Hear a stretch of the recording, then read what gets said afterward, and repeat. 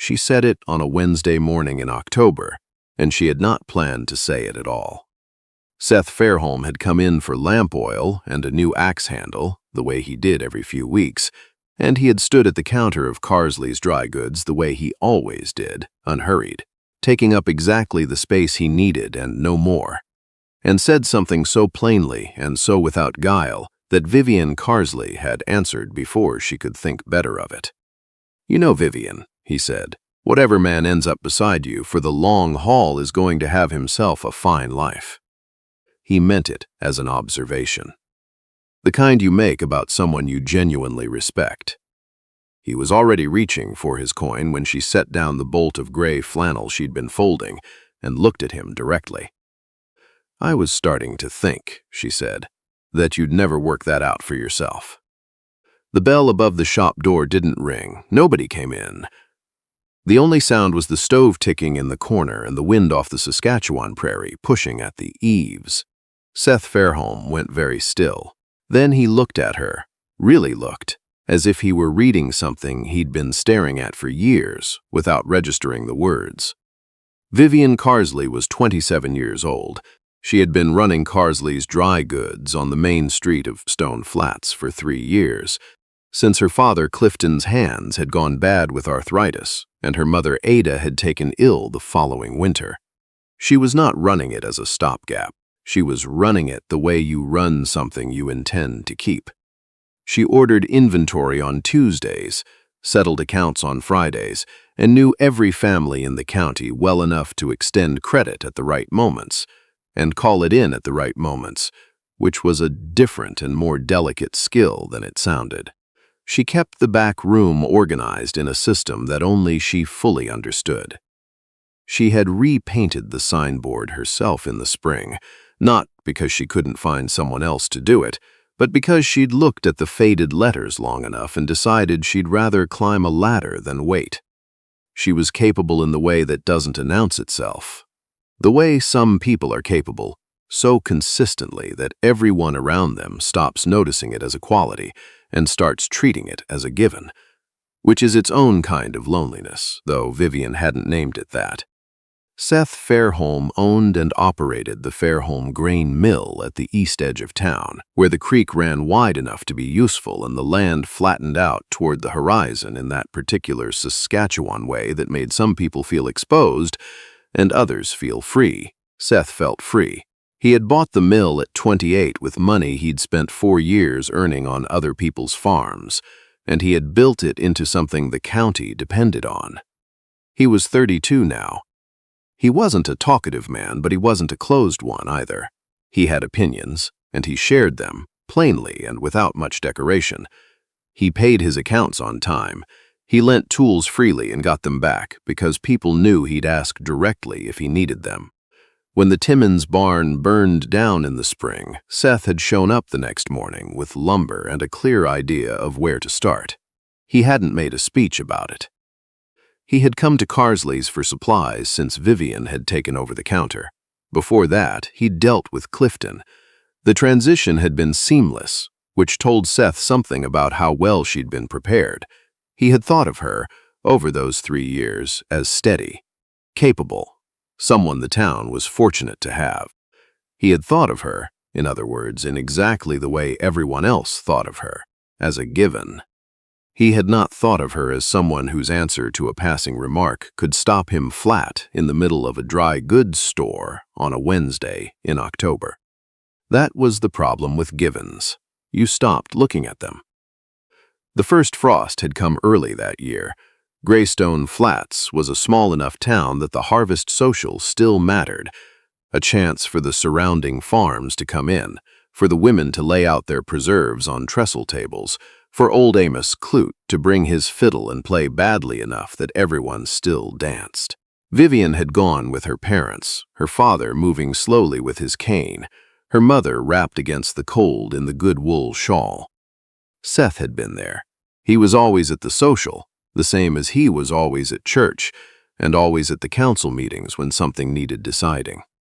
He was the kind of man a community builds around without quite deciding to.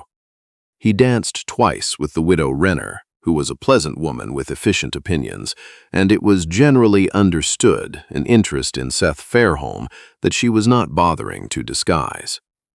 Vivian watched this from the pie table, which was her assigned station, and noticed the watching, which was unexpected. She was not a jealous person. She had no cause to be jealous. She told herself this 2 or 3 times while cutting an apple pie into eighths. On the walk home, her father's pace was slow. Seth had fallen into step beside them. He often did this. He lived 3 streets past the Carsley house, and the direction was convenient. She had never thought anything of it. They walked. Clifton talked about the wheat prices. Ada asked after Seth's mother in Saskatchewan. Seth answered, and then there was the comfortable pause that comes between people who don't need to fill silence.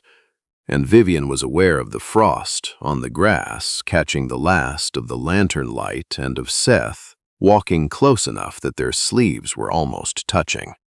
She didn't mention this to anyone. There wasn't anyone she would have mentioned it to.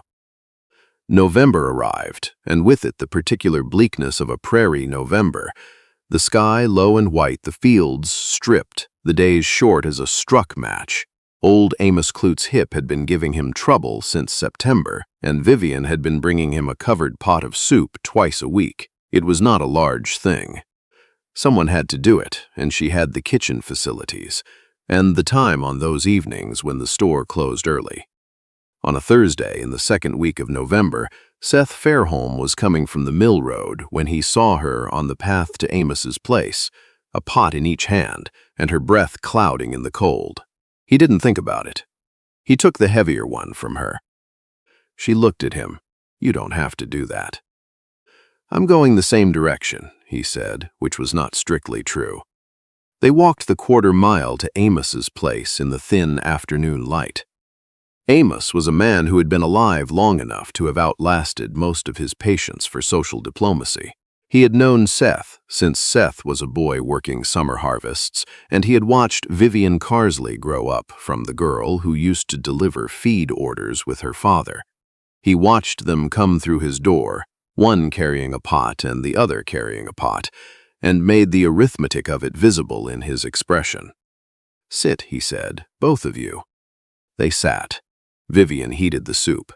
Amos watched Seth watch her do it and finally said, "You know, Fairholm, a man can only play at being oblivious for so long before it starts reflecting poorly." Seth said, "I don't know what you mean." Amos made a sound that suggested he knew exactly what Amos meant. Vivian, from the kitchen corner, found something that needed stirring. On the walk back, neither of them mentioned what Amos had said. The silence was the occupied kind, not empty, not awkward, just full of something that hadn't been spoken yet. When they reached the fork where the mill road split from the main street, Seth said, without looking at her, "He's not wrong." Vivian stopped walking. "Generally," Seth added, "Amos is generally not wrong about things." She looked at him for a moment. He was looking somewhere past her shoulder at the gray horizon. Then she said, "No, he isn't," and she walked home. She thought about it for 2 weeks. There were women she might have talked to. Her mother, when Ada's energy was up, which was unpredictably. But the particular shape of what she was thinking didn't lend itself easily to conversation. What was there to say? That she had been carrying something she hadn't named, for a length of time she couldn't specify, about a man who brought his grain orders in on the 15th of the month and had once, without being asked, fixed the step on her front porch when she'd mentioned in passing that she hadn't had time to get to it. She was a practical woman. She was not given to daydreaming, but she was also honest, and honesty, when you let it, tends to surface. She had liked Seth Fairholm for considerably longer than 2 weeks. The Wednesday morning it happened. The Wednesday of the flannel and the lamp oil and the axe handle. She hadn't woken up planning to say anything. She had woken up and opened the store and restocked the thread drawer and thought about the Henderson order and eaten a biscuit standing up because she'd forgotten to sit down for breakfast, same as most days. Seth had come in at 10:30. Whatever man ends up beside you for the long haul is going to have himself a fine life. He said it the way he said most things, plainly, without curvature, as if it were simply a fact he was reporting. And Vivian Carsley, who had been folding gray flannel and not thinking about Seth Fairholm, looked at him and said what was true. The moment that followed was quiet in the way that moments sometimes are when something real has just been said and neither person knows yet what to do with it. Seth was not a man who flustered easily, but he was still.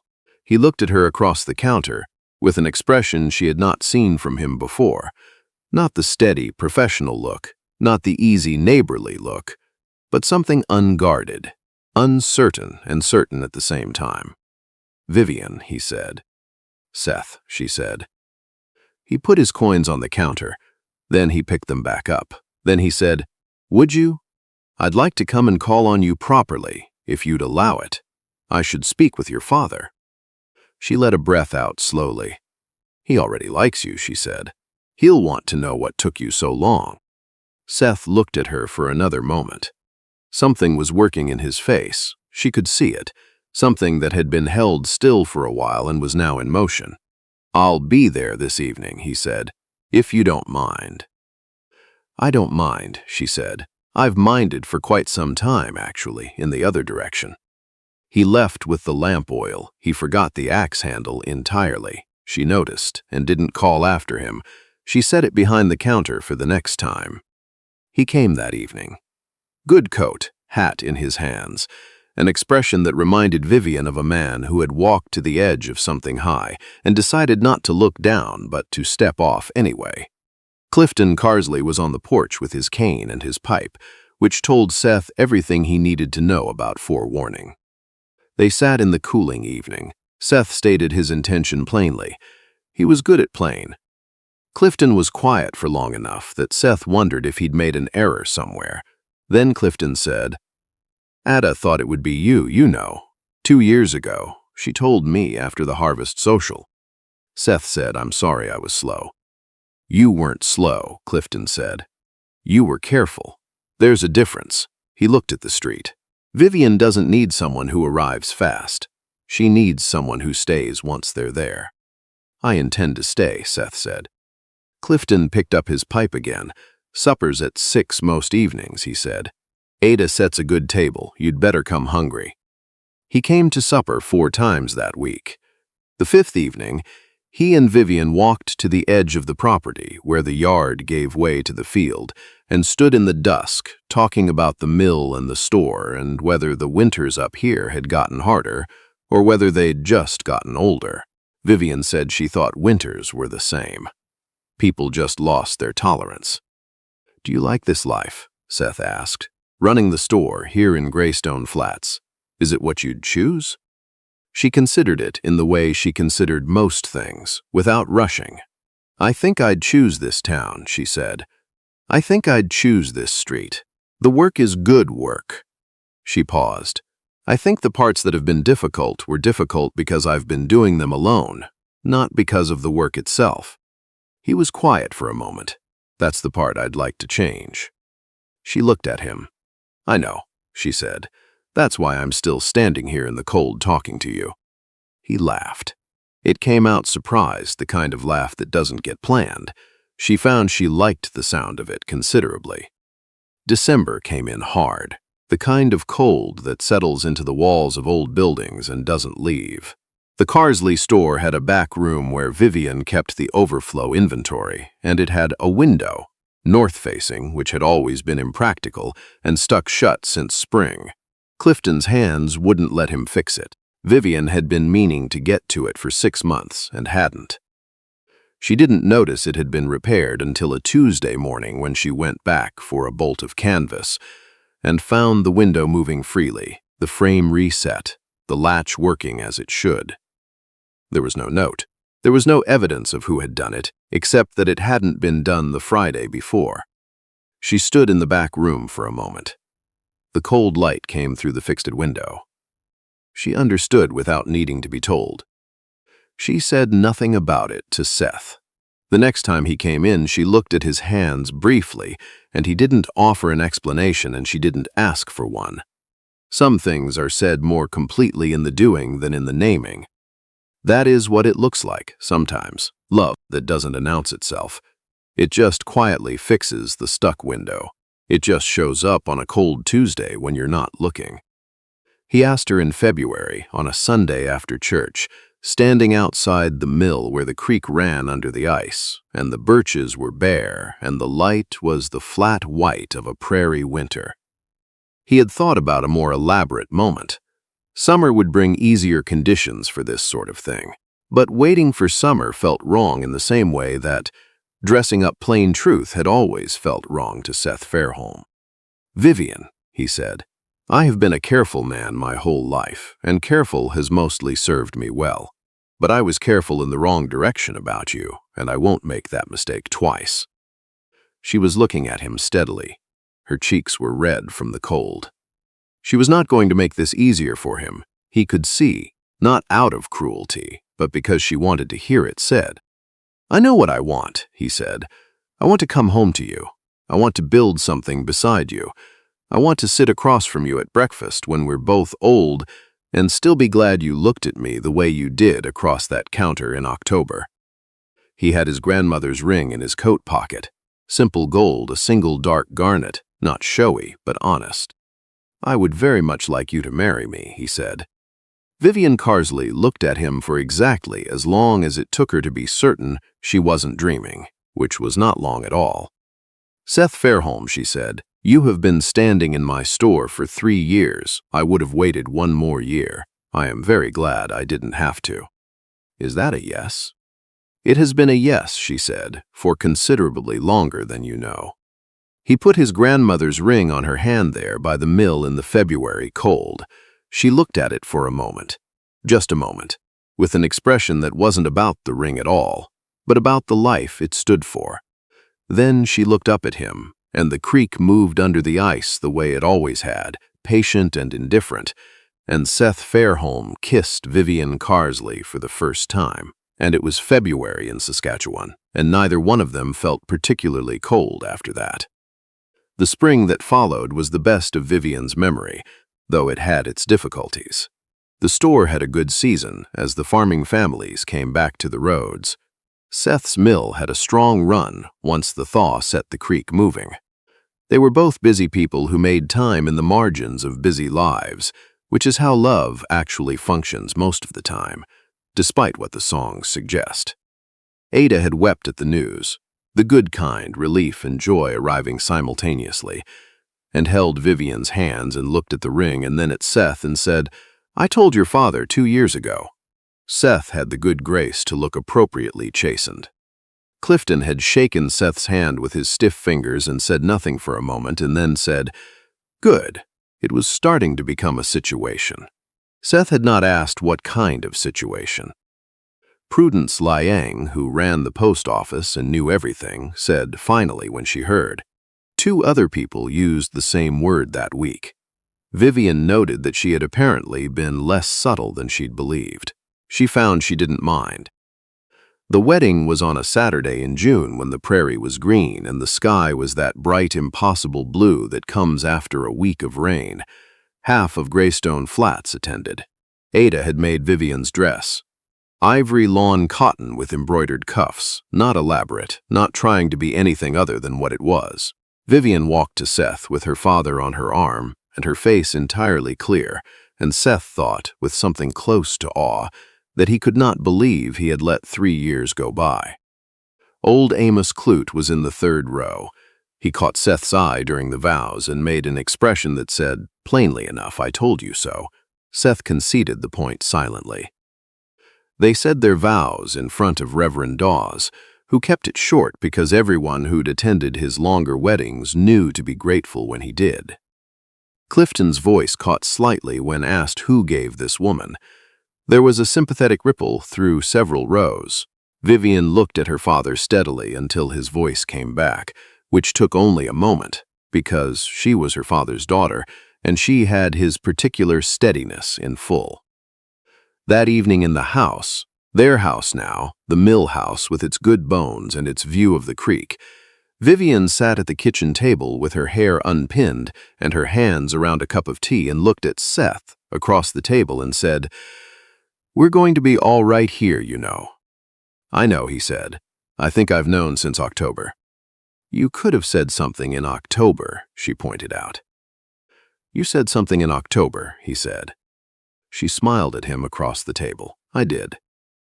"You were braver than I was," he said. She shook her head slowly. "I just got tired of waiting for you to be brave first." He looked at her. That was the thing about Vivian. She said what was true directly, without malice and without softening it into something more comfortable. He had admired this quality in her before he'd understood what admiring it meant. He suspected it was what he would still love most when they were old. The years that came were made of ordinary days and honest work, which is what most good years are made of. The store grew steadily under Vivian's hand. She organized a cooperative buying arrangement among 3 of the smaller settlement stores west of town, a practical solution to a distribution problem she'd quietly identified. The kind of thing she did without awareness that it was also a considerable piece of community building that people would talk about for years afterward. Their first child was a girl, born in the spring of their 2nd year. They named her Ada for Vivian's mother, who had recovered well enough by then to be fiercely delighted. She had Vivian's steady gray eyes and Seth's particular quality of stillness in unexpected moments, which would serve her well for the rest of her life. Their son came 2 years after. They named him Clifton, for her father, who had tears in his eyes when he held him and said gruffly that the name was too good for a baby who didn't know what it meant yet. Vivian told him the baby would grow into it. Clifton allowed that this was probably true. On a Wednesday morning in the autumn of their 5th year together, Seth came into the store. He did this often enough that the bell above the door had become a specific sound to Vivian, his bell, somehow, though it rang the same for everyone. She was behind the counter. She looked up. He leaned on the counter the way he always had, unhurried, taking up exactly the space he needed and no more, and said, "Do you remember what you said to me that first Wednesday, 5 years ago?" She had been unwrapping a delivery of lamp glass. She set it down. "I remember," she said. "I've been thinking about it," he said, "that you'd been waiting for me to figure it out."